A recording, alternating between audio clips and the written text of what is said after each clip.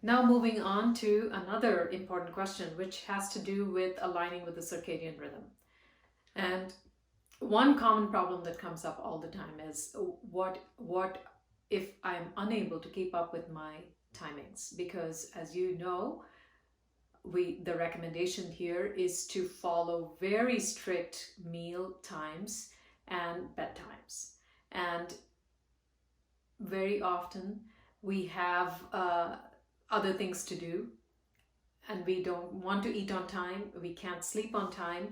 And the response that I usually have to my patients that complain of this inability to keep up with timings is that whatever we do in our lives, the kind of work we do, or whatever it is that keeps us from following these timings, because I'm too busy to eat lunch, or I need to be working late, or whatever the reason may be for us to not being able to keep up our times, these reasons are actually quite irrelevant for your body.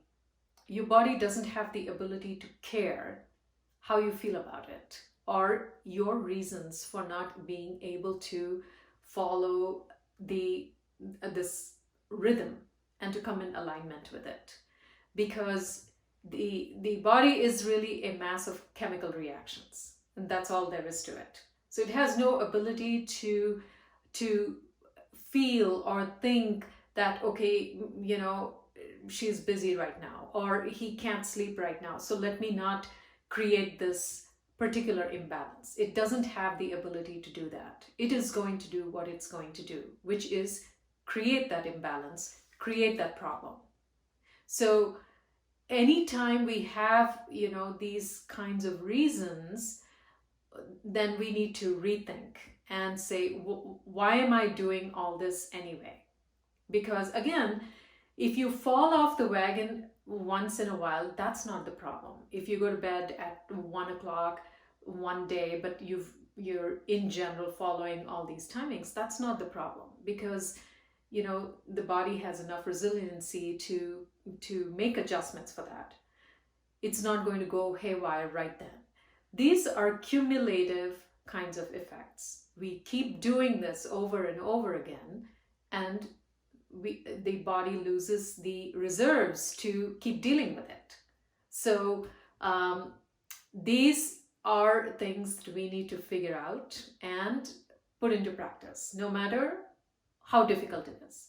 And by the way, I'm a very busy person, and I have a very, very busy life.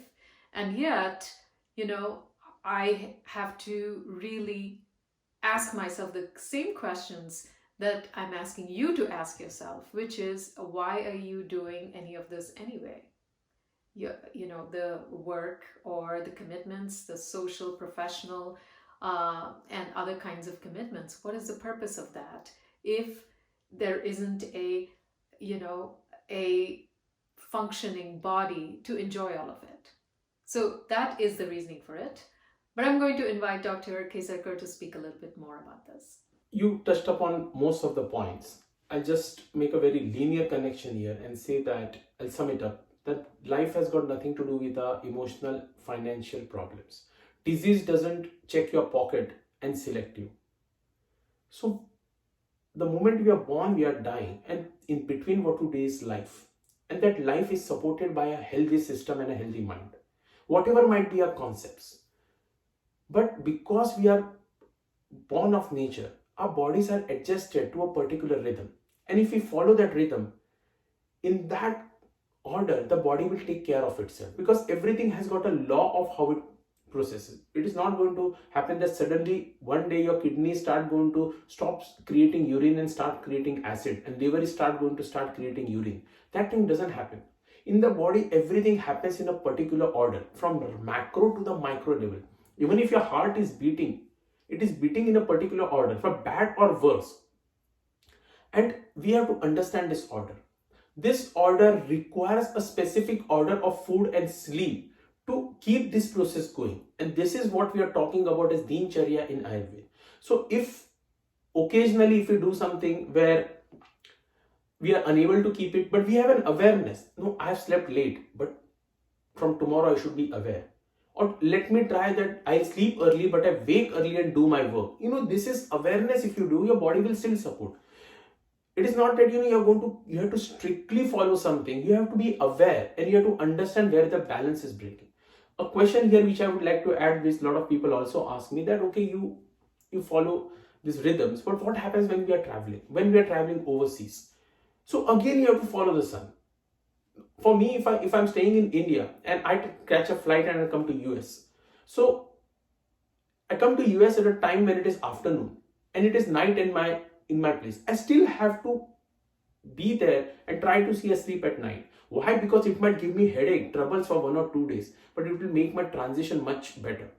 There are some places where sun sets in the night, yet I have to imagine that when I get up after 12 hours, if I get up at 6, I have to still finish my food by 6.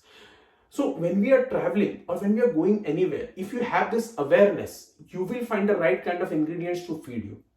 Sometimes even if you put the wrong ingredients at the right time, yet they will not give you that much trouble because you are following a rhythm. But even if you try to get the right food and eat it at the wrong time, it is still going to cause you problem. And so that is the reason why this rhythm should be followed irrespective of your work. And if sometimes we feel that I cannot follow this rhythm because my work is important, then people should not stress in following it. People should find a time, do their work, and come to a conclusion when they seriously think now is the time I need to work for my body, and only then get into any kind of a dietary system. Anything you force for 2 months, 3 months, and then you say, I've done it, now I'll go back to my life, I'm feeling better. You are ruining your chance of restarting it again because body starts adapting to the new system. You can only re-adapt your body once. You cannot keep on doing again and again. Small aberrations here and there everyone has. Not everyone is a saint. But that awareness that this entire system is to support my body, only through which I'm going to experience pleasure and pain. Only I am independent, and if I'm diseased, I am a liability. Then you will do everything in your effort to keep this body stable. And this is where this concept comes from. So, one more question. There are several, several diets which will allow for a cheat day. And so the question here is, well, what about cheat days? See, the thing here is, this is not a diet. It's not like a plan that says, you do this for 30 days and you're going to have weight loss. And then you can have a cheat day where you eat something else that has the potential to increase weight gain. That's not the point of this. The whole point of this lifestyle is to retrain your entire system to function in a particular way that is in harmony with yourself and with nature. That's the whole point of this program.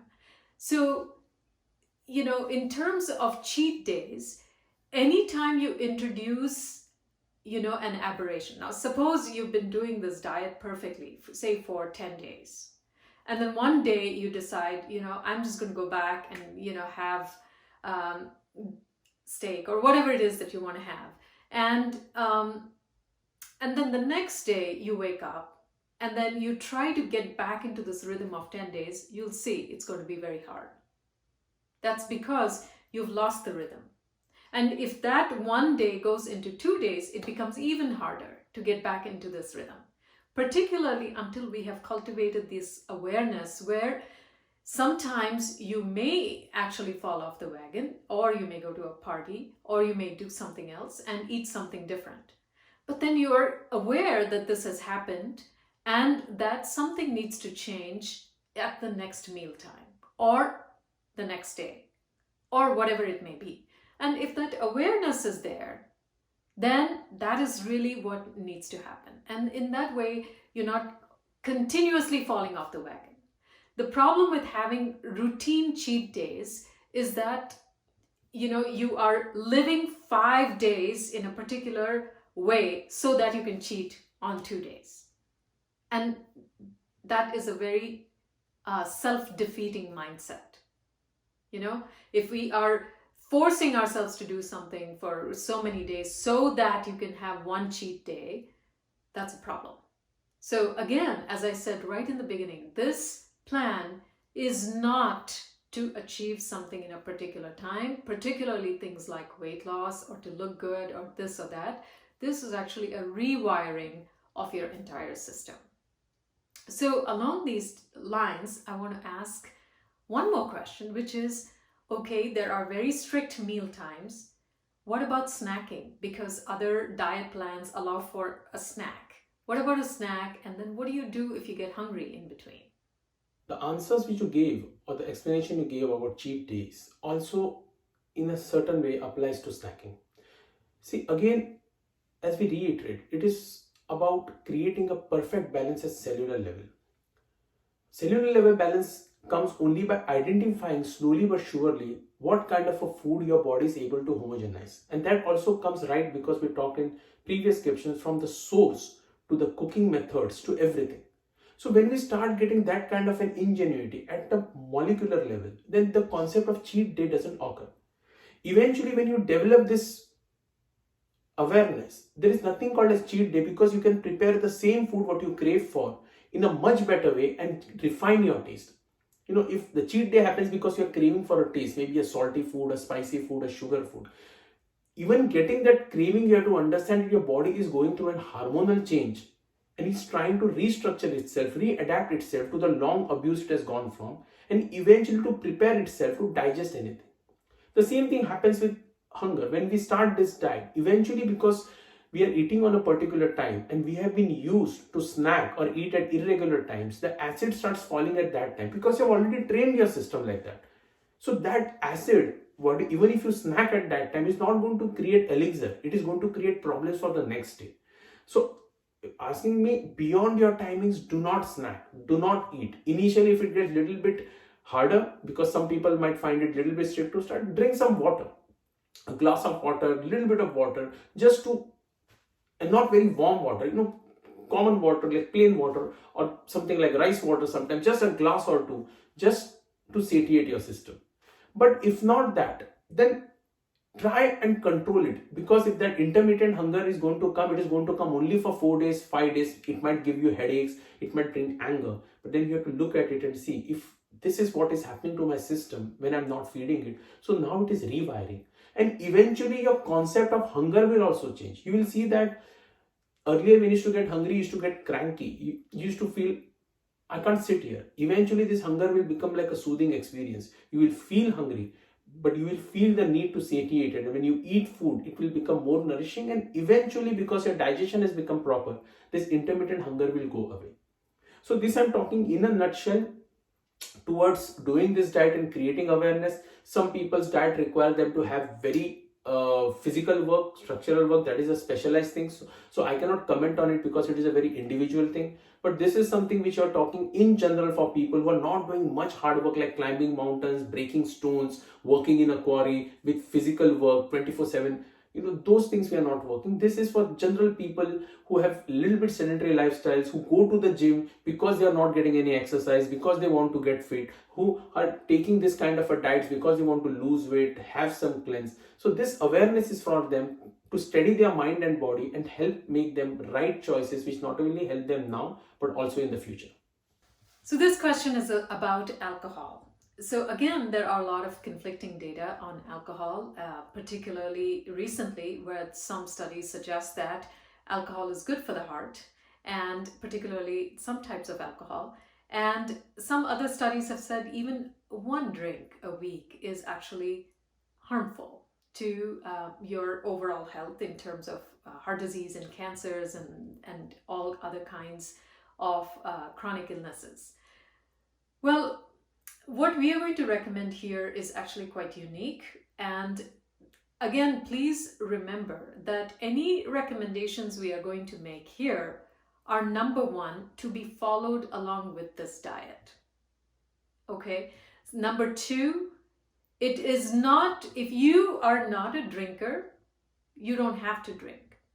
But if you are somebody that enjoys drinking alcohol, perhaps there are solutions where alcohol can be good for you if you drink it in a particular way and drink particular types of alcohol, which is what we're going to get into now. Alcohol is like a broad topic. So again, as you put, I'll also put that whatever I am going to say here in short while about alcohol, it is not recommending anyone to take alcohol for health. This is only for people who enjoy a drink, who feel without a drink life is not good. So it is just for their awareness. So I had done a lot of research on types of alcohol, single malt alcohol, and its health benefits. I've also had a book published on it. And from it, I'm giving you certain excerpts. So the quotient of this book was which alcohol is good, when can we have it, what is the volume, and how it can contribute to my health. So for me, the excerpts from that research was of 4 years research. I found single malt whiskey, which is from Scotland, single malt whiskey, not blended whiskey, not bourbon, Canadian. Here I'm not going into any favoritism. I'm just talking about the kind of nature of alcohol which I found pretty useful was single malt whiskey. If it is drunk in a particular way, it contributes to a lot of health benefits provided we are following a diet and a regime. So if you have to drink alcohol, generally it should be drunk 2 hours after dinner. So here we are recommending to finish dinner by 6, so you can have by 8. A single malt whiskey, you can start with 30 ml, 40 ml and drink very slowly. People don't mix anything with it. Don't mix soda, sugar. You can have a little bit of ice, little bit of water to dilute it as per your taste, and just drink it very slowly so that 30 ml first finishes in 20 minutes. Then eventually you can graduate to 60 ml, which finishes again over an hour and a half. Now here you can say, okay, I can finish 60 ml in 1 hour. So can I finish 120 ml in 3 hours? No, that is not a quotient. The third quotient is how much you should drink. So the maximum benefits of alcohol are only found when you reach the first stage of alcoholism. What is the first stage of alcoholism? Where you're feeling light, you're feeling sleepy. Sleepy means you're not getting a heavy head. You're just like feeling sleepy when you have come from work. Your speech has become good. Your stress has gone away. When those kind of things start setting in, you have to stop drinking and you have to go to sleep. If you feel that you're reaching that point but you have to drink more, you can maintain that state, then again you have to increase time. But eventually that state won't be maintained over a period of time. So like that, if you graduate, you'll not only enjoy drinking, it will also aid in your digestion. It will also aid in a lot of your disorders, most of which we have made as a part of my research.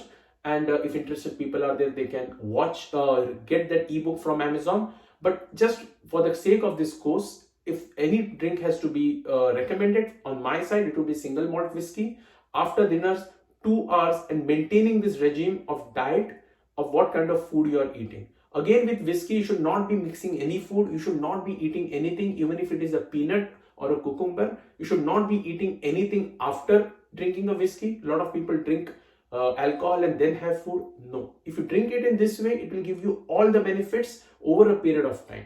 Secondly, I'll also not recommend binge drinking, that you are not drinking over a period of month and suddenly you drink. Occasionally it is fine if you are an occasional drinker, but if you are someone who drinks, then slowly cultivate a habit of drinking little, like 30 ml, 40 ml, twice or thrice a week, so that your liver, your system is getting adapted to it. What happens if you just take once a week, an entire week you're not eating anything? Sometimes the liver gets overwhelmed. I know this is some kind of a tricky option which I'm giving, a tricky kind of a theory, but this is something which I've observed over a period of time, that a lot of people who do binge drinking suffer from more damage than people who have developed a habit to drink it in particular form. So again, no one is recommending here to drink for health, but if you are a drinker, if you have drinking habits which you like drinking, but you have been recommended to leave it now, or you foresee it leaving in the future, maybe along with the diet, you can preserve your habit, drink healthy, which will contribute to your life and also not cause you much damage. I hope that most of your burning questions were answered in this video. I would highly recommend one more thing, which is please don't mix this plan with any other ideas or plans you may have about nutrition, particularly calorie counting, or looking at particular food groups, or like we discussed, the amount of protein and vitamins and omega-3s and things like that, or keto diet or paleo diet, or whatever it is, all these different diet plans. Please don't mix them with this. My recommendation always and always is, whatever it is that you're doing, please do that. Give any diet, any plan, a fair chance. If you're doing any one of those diets, do that with diligence by not mixing this with that. And similarly, if you're doing this, do this exactly as it is said, because if you change things, then, we can't really predict the results. So it is only if you do it as is that we can predict some results and we can say what might happen, because we know it works when applied in this particular way. So I hope that all of your, at least the most important questions, were answered in this video. My recommendation again is to give this a good chance of over 3 months. So do this for 2 or 3 months. See how you feel. And then remember that the most important thing to cultivate here is awareness, so that you become acutely aware of how your body responds to whatever you put in it. And that will help you over the long term make decisions, even if you want to loosen this diet or make changes or whatever. As long as you've cultivated that awareness and you know how to keep resetting yourself, that is the most important thing. So thank you for watching.